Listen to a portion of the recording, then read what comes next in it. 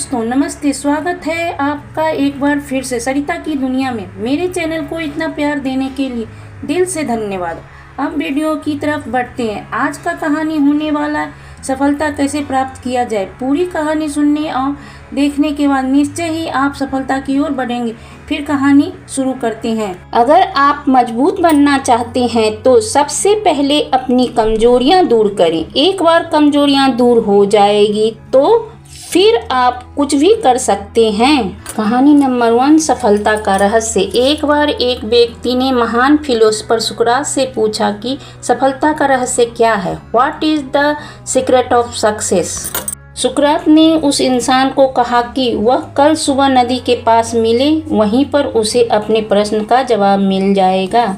जब दूसरे दिन सुबह वह व्यक्ति नदी के पास मिला तो सुकरात ने उसको नदी में उतरकर नदी की गहराई मापने के लिए कहा। वह व्यक्ति नदी में उतरकर आगे की तरफ जाने लगा। जैसे ही पानी उस व्यक्ति के नाक तक पहुंचा, पीछे से सुकरात ने आकर अचानक से उसका मुंह पानी में डुबो दिया। वह व्यक्ति बाहर निकलने के लिए छटपटाने लगा, कोशिश करने लगा, लेकिन सुकरात थोड़े ज़्यादा स्ट्रॉन्ग थे। सुकरात ने उसे काफ़ी देर तक पानी में डुबोए रखा।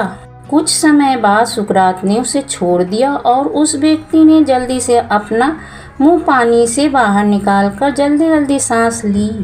सुकरात ने उस व्यक्ति से पूछा, जब तुम पानी में थे तो तुम क्या चाहते थे। व्यक्ति ने कहा, जल्दी से बाहर निकलकर सांस लेना चाहता था। सुकरात ने कहा, यही तुम्हारे प्रश्न का उत्तर है। जब तुम सफलता को उतनी ही तीव्र इच्छा से चाहोगे जितनी तीव्र इच्छा से तुम सांस लेना चाहते हैं तो तुम्हें सफलता निश्चय रूप से मिल जाएगी।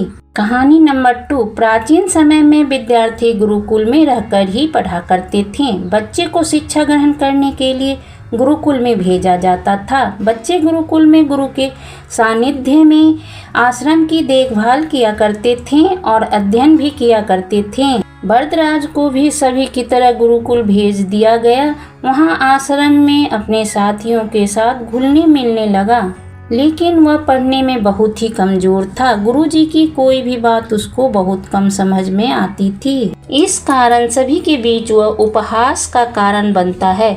उसके सारे साथी अगली कक्षा में चले गए, लेकिन वो आगे नहीं बढ़ पाया। गुरुजी ने भी आखिर हार मानकर उसे बोला, बेटा बरदराज, मैं सारे प्रयास करके देख लिए हैं।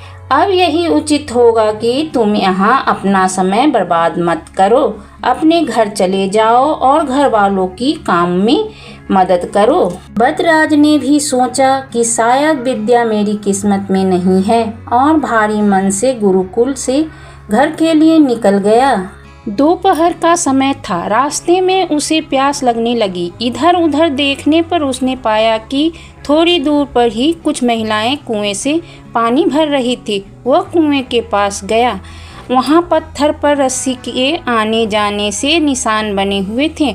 तो उसने महिलाओं से पूछा कि यह निशान आपने कैसे बनाया है। तो एक महिला ने जवाब दिया, बेटे, यह निशान हमने नहीं बनाया। यह तो पानी खींचते समय इस कोमल रस्सी के बार बार आने जाने से ठोस पत्थर पर भी ऐसे निशान बन गए हैं। बरदराज सोच में पड़ गया। उसने विचार किया कि जब एक कोमल से रस्सी के बार बार आने जाने से एक ठोस पत्थर पर गहरे निशान बन सकते हैं तो निरंतर अभ्यास से मैं विद्या ग्रहण क्यों नहीं कर सकता। बरदराज ढेर सारे उत्साह के साथ वापस गुरुकुल आया और अथक कड़ी मेहनत की। गुरुजी ने भी खुश होकर भरपूर सहयोग किया।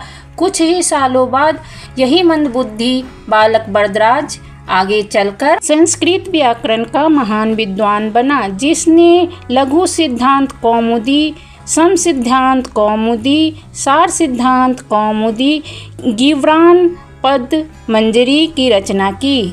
दोस्तों, अभ्यास की शक्ति का तो कहना ही क्या है। यह आपके हर सपने को पूरा करेगी। अभ्यास बहुत जरूरी है, चाहे वो खेल में हो या पढ़ाई में या किसी और चीज़ में। बिना अभ्यास के आप सफल नहीं हो सकते हो।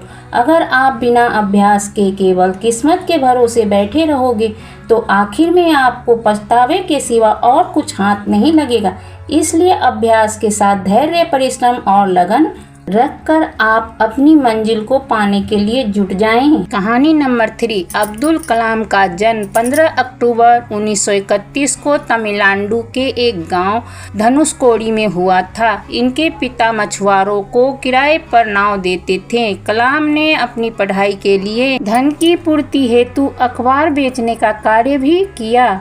डॉक्टर कलाम ने जीवन में अनेक चुनौतियों का सामना किया। उनका जीवन सदा संघर्षशील रहने वाले एक ऐसे व्यक्ति की कहानी है जिसने कभी हार नहीं मानी तथा देश हित में अपना सर्वस्व न्यौछावर करते हुए सदा उत्कृष्टता के पथ पर चलते रहे। 71 वर्ष की आयु में भी वे अथक परिश्रम करते हुए भारत को सुपर पावर बनाने की ओर प्रयासरत थे। भारत रत्न डॉक्टर अब्दुल कलाम भारत के 11वें राष्ट्रपति बने। वे भारत रत्न से सम्मानित होने वाले तीसरे राष्ट्रपति हैं। भारत के मिसाइल कार्यक्रम के जनक डॉक्टर कलाम ने देश को अग्नि एवं पृथ्वी जैसी मिसाइल देकर चीन एवं पाकिस्तान को इनकी रेंज में लाकर दुनिया को चौंका दिया। एक बार एयरफोर्स के पायलट के साक्षात्कार में 9वें नंबर पर आने के कारण उन्हें निराश होना पड़ा था, क्योंकि कुल 8 प्रत्याशी का चयन करना था। तब वे ऋषिकेश बाबा शिवानंद के पास चले गए एवं अपनी व्यथा उन्हें सुनाई। बाबा शिवानंद ने कहा कि असफलता से निराश होने की आवश्यकता नहीं है। यह असफलता आपकी दूसरी सफलताओं के द्वार खोल सकती है। तुम्हें जीवन में कहाँ पहुँचना है इसका पता नहीं। आप कर्म करो, ईश्वर पर विश्वास करो। दोस्तों, डॉक्टर कलाम का जीवन हर उस नवयुवक के लिए आदर्श प्रेरणा स्रोत है जो अपने जीवन में एक असफलता मिलने पर ही निराश हो जाते हैं। डॉक्टर कलाम ने अपने सारे जीवन में निस्वार्थ सेवा कार्य किया है। उनका राष्ट्र प्रेम और उनका देशभक्ति का जज्बा हर भारतीयों के लिए सबक एवं प्रेरणा का पुंज है और हमेशा रहेगा। दोस्तों, आपको हमारी ये रियल लाइफ मोटिवेशनल स्टोरी कैसी लगी? कमेंट में अपनी प्रतिक्रिया जरूर दें। ऐसे ही वीडियो देखने के लिए बने रहें हमारे चैनल के साथ। पूरा वीडियो देखने के लिए दिल से धन्यवाद। Thank you for full watch.